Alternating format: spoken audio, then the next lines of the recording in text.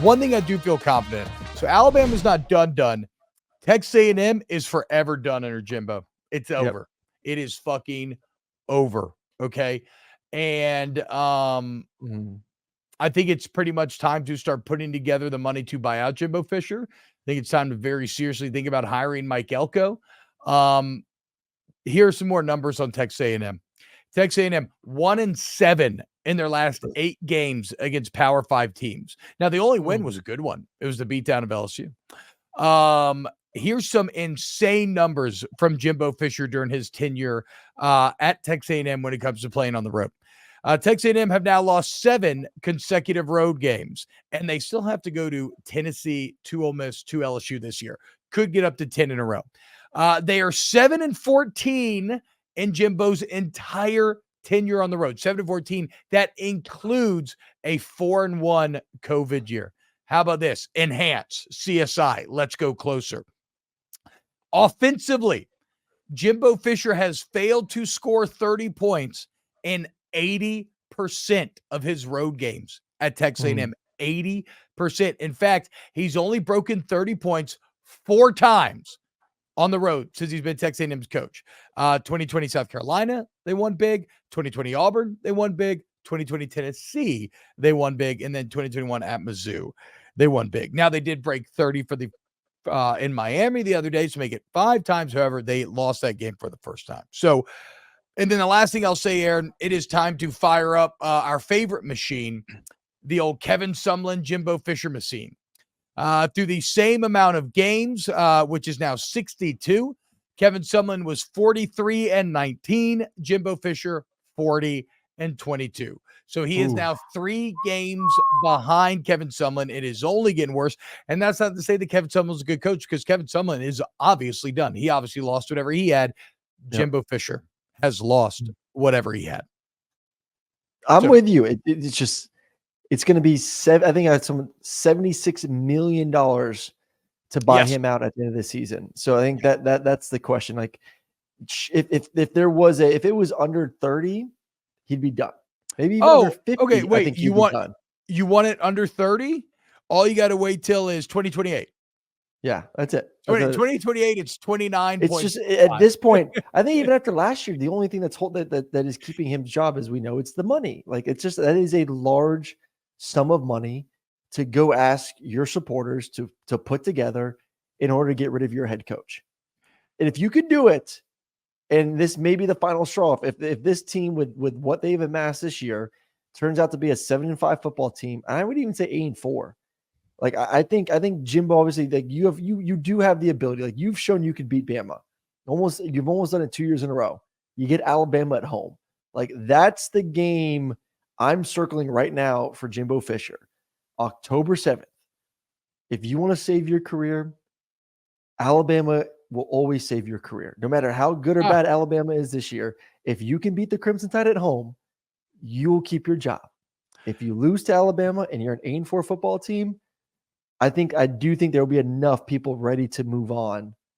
Especially, I think I brought this up yesterday briefly, especially with the fact that Texas could be a playoff football team and is about to join the SEC, is going to add more coal to the fire for those big dollar oil money dudes to say, we ain't going to just roll over and let Texas come in there and own this state when we feel like we've dominated for the past decade. And what do we have to prove from it? Nothing. We need Jimbo out. So we need Jimbo out. That's interesting. So one of my favorite biographers is Walter Isaacson. And he actually just came out with an Elon Musk biography. I'm fascinated to read, but he has a Leonardo da Vinci biography. And it's really cool, right? He talks about how Leonardo like took the Mona Lisa around with him his entire life, and he would add to it here or there. It was his masterpiece, right? The 10-year fully guaranteed contract extension that Jimmy Sexton got Jimbo Fisher after the great 9-1 COVID year, that is his Mona Lisa. That is his masterwork, his magnum opus. It is unreal. A 10-year fully guaranteed $100 million. Take a bow, Jimmy Sexton. And if you're watching on YouTube, you can see the mastermind behind it all right there. What up? Tiny little face. But okay, but you say so Jimbo's done. Here's the thing. You say it's not worth it. Jimbo's got to go. Well, here's the deal, Aaron. What's the difference? What is the real difference between $76.8 million and 67.55? What's the real difference between 76.8 and 58.2? Because of this man right here, Jimmy Sexton, that's the questions that you have to ask yourself. Because guess what? You want to go through a whole new season? It only drops to 67. Another season after that, 58, 48, 39. Finally, in 2028, we at least get sub 30 at 29.55. It's fucking insane. Jimmy, it's so no. So if you really want Jimbo done, you're gonna have to pony up. And what's another $10 million? Percentage wise, it's like 11 more percent, somewhere around there. It's one more big buck oil man that you have to ask. That's it. That's what I'm saying. That's it. Dude, the fucking guy who made Buc-ee's is an A&M grad. Go get him. Go sell some extra beaver nuggets. That ain't that hard. God, Jimmy Sexton, what a G, dude. So we're kind of in agreement. A&M's just done, like done forever. I think not A&M. I disagree. I disagree with you. I don't think they're done. You think they're going to have a chance to win the West?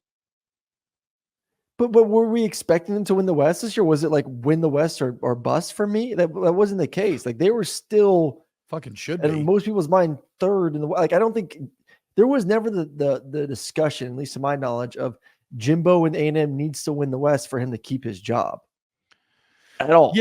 Yeah. But it also didn't have you losing by double digits to Miami on the road. Now, did you have that in your mouth? It doesn't in your math. He has a chance. 9-3 is the magic number. Beating Alabama helps. You can't lose games to Auburn or Arkansas or Mississippi State or I would say even Ole Miss. Like now it becomes like you can only lose to teams that are of your caliber. Because if you lose to more teams that are or essentially don't have that blue chip ratio where you are, then then all hell breaks loose. So I'm not putting what does A&M have? I think A&M has a very good talented offense, quarterback, a bad defense. They have a good offense. For some way, they have a bad defense, which is mind-boggling to me. I still think they have a chance to be a 9-win football team. Okay, which saves his job. The West sucks. Anyone can beat anyone right now.